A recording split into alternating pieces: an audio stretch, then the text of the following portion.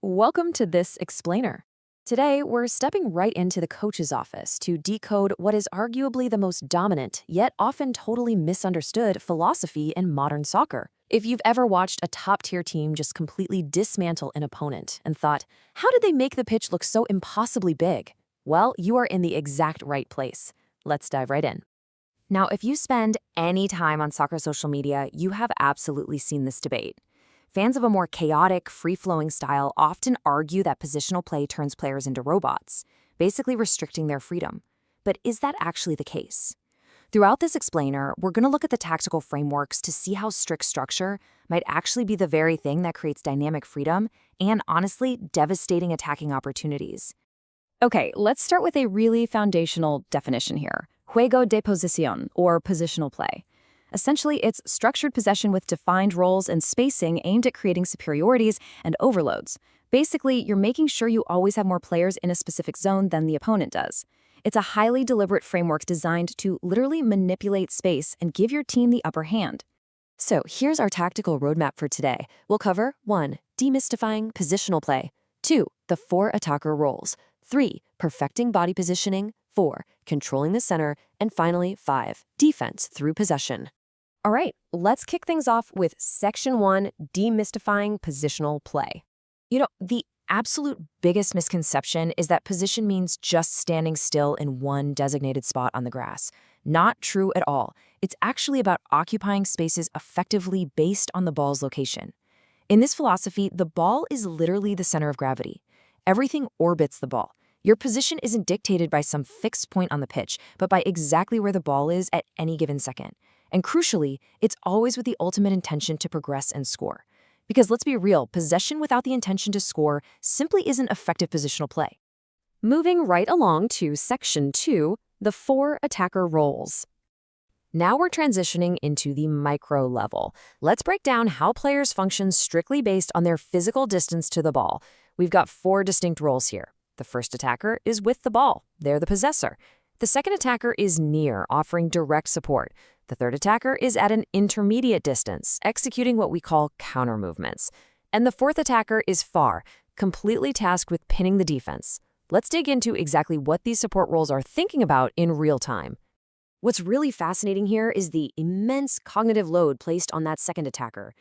This near player has to constantly track 4 key elements: the ball situation, the near defender's intentions, their own direct mark, and the possessor's body orientation. It's this constant loop of rapid if-then triggers just to offer a clean progression lane right in a defender's blind spot. Okay, moving to the third role player, the one at the intermediate distance. Their defining concept is counter movements.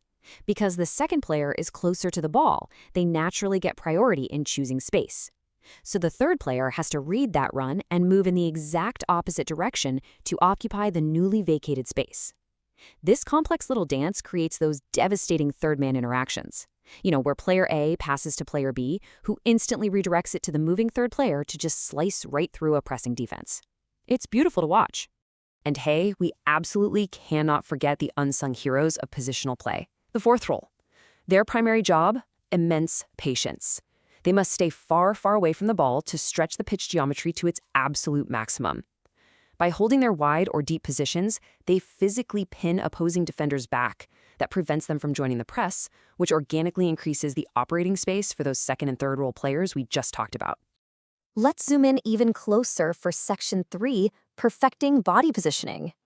So we've talked about where to stand, but zooming into the absolute micro level, you can be in the perfect space, but if your physical body mechanics are wrong, that advantage is totally gone.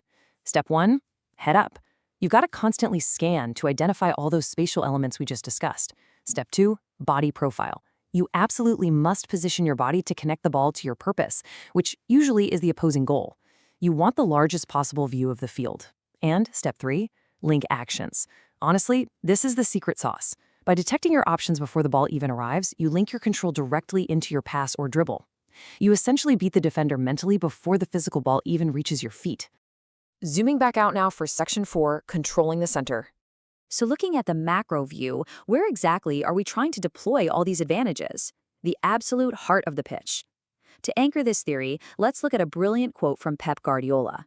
He says, In football, there is only one good way to attack inside. You must make them move out to find spaces behind them. Basically, what he's saying is that threatening the center is absolutely mandatory. If you attack the center forwards, center midfielders, and center backs directly, you force the opposing defensive structure to collapse inward. Think of an analogy from a totally different sport, basketball. When a player drives hard directly toward the basket, what happens? The defense naturally panics and collapses into the center to protect the rim. And then, space organically opens up on the outside for a wide-open three-pointer. The exact same principle applies to football. By forcing a narrow defense through central control, you effortlessly create massive space out on the flanks. Let's ground this theory in some real-world dominance. Look at how these elite teams mathematically flood the center. Guardiola's Manchester City, for instance, frequently utilizes 3 center backs, 2 center mids, and 2 advanced mids, just totally packing the middle.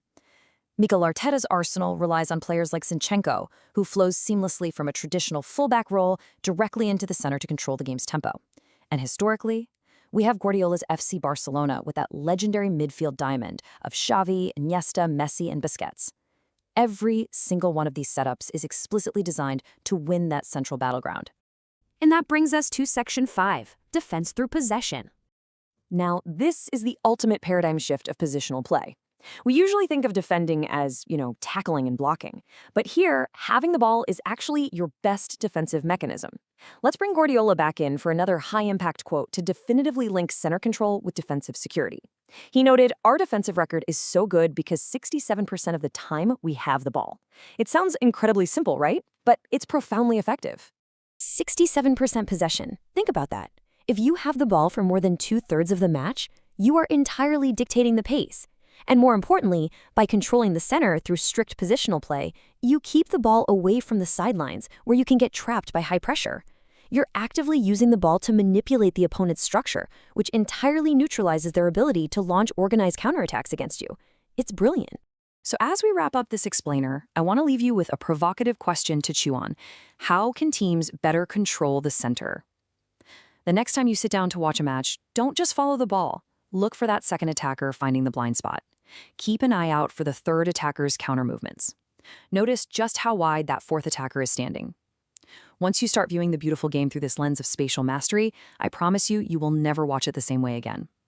Keep learning, keep analyzing, and we'll see you in the next explainer.